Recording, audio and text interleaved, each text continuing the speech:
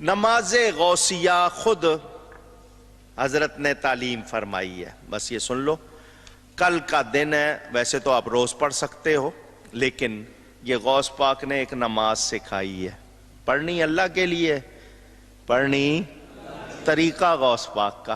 فرمایا جو کسی کو جائز حاجت ہو، کسی کی مراد ہو، وہ 2 نفل پڑھے نماز حاجت، اس کا نام ہے نماز غوثیہ، 2 رکعت، ہر رکعت میں سورہ فاتحہ کے بعد 11 مرتبہ سورہ اخلاص قل هو اللہ۔ کتنی مرتبہ؟ 2 رکعتیں پڑھنی ہیں، وہی طریقہ نماز کا، صرف 11 مرتبہ قل هو اللہ شریف۔ جب 2 رکعتیں ہو جائیں تو پھر 11 مرتبہ درود شریف پڑھیں۔ کتنی مرتبہ؟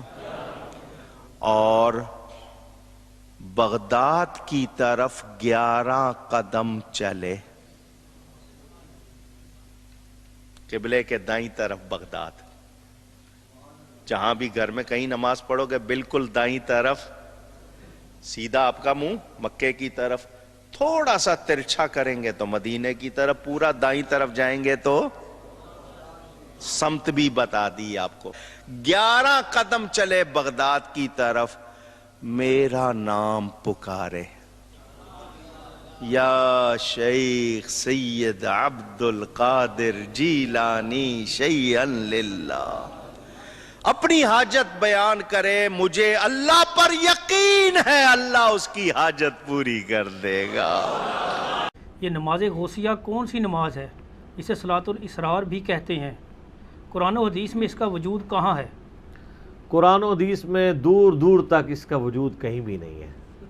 صحیح۔ یہ بزرگوں سے پوچھ پوچھ کے چیزیں لکھی گئی ہیں اور بزرگوں کے ماننے والوں نے آگے ٹرانسفر کی ہیں۔ اس کے نام سے یہ اندازہ لگا لیں، یعنی نماز غوثیہ، شیخ عبد القادر جیلانی رحمہ اللہ تعالی المتوفی 571 ہجری،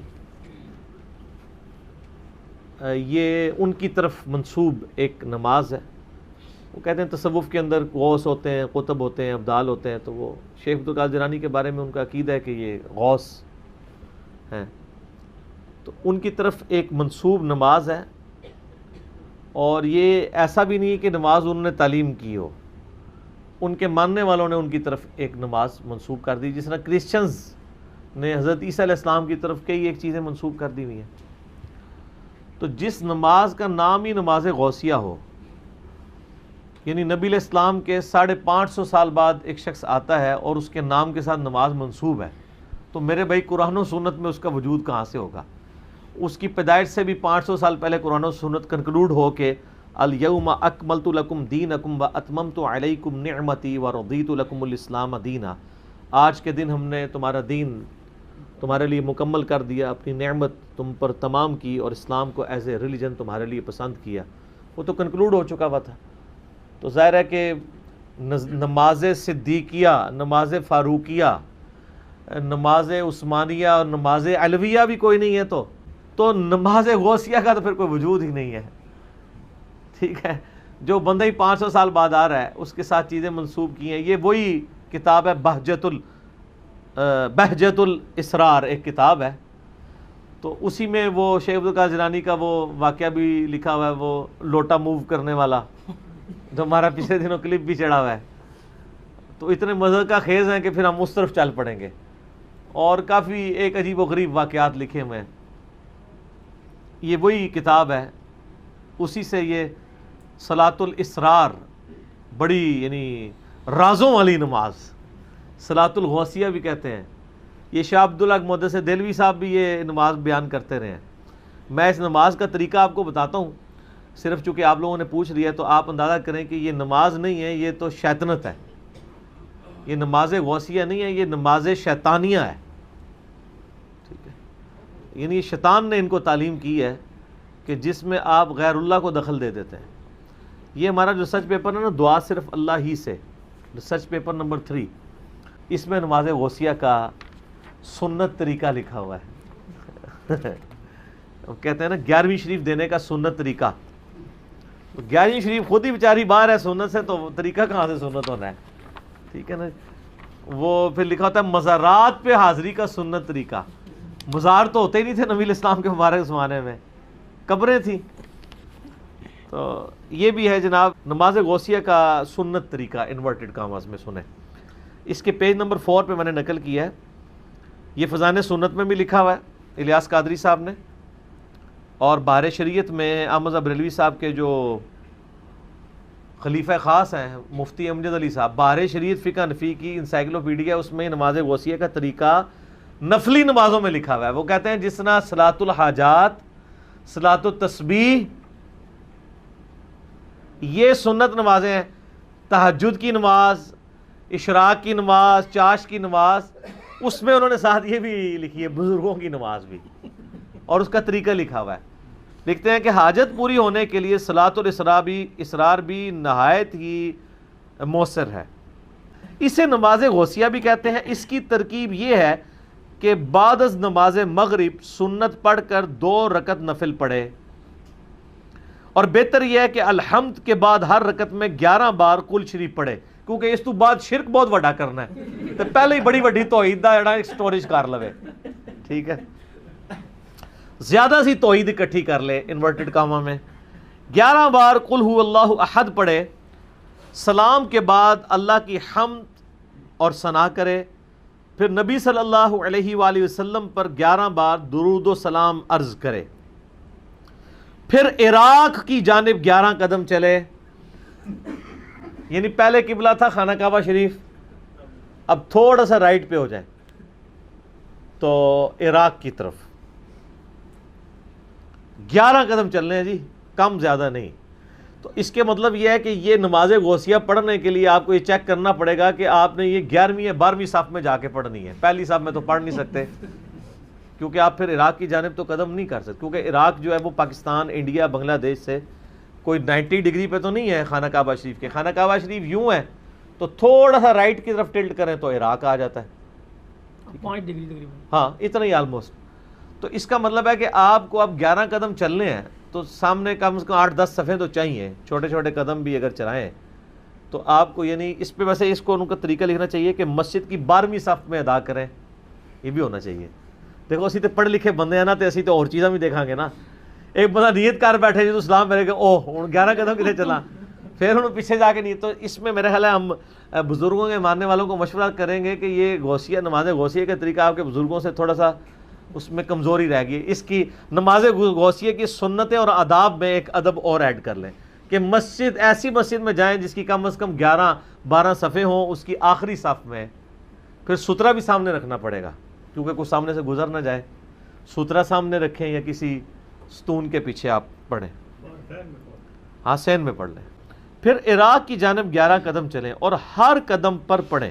نعوذ باللہ. اب پڑھنا کیا آپ، یعنی یہ شرکی الفاظ دیکھیں. وہ کہتے ہیں 11 قدم چلیں اور ہر قدم پر کہے یا غوث الثقلین، اے جنوں اور انسانوں کے فریاد رس، وا یا کریم الطرفین، اور اے ماں اور باپ دونوں کی طرف سے عالی شان والے، یعنی حسن و حسینی کی تھے نا حضرت شیخ عبد القادر جیلانی. اغثنی، میری مدد کیجئے، میری فریاد رسی کیجئے. ومددنی، اور میری مدد فرمائیے. فی قضاء حاجتی، اس حاجت کے پورا ہونے میں. یا قاضی الحاجات، اے حاجتوں کے پورا کرنے والے. لعنت اللہ علی الکاذبین ولا حول ولا قوة الا باللہ العلی العظیم. یہ سر یہ جو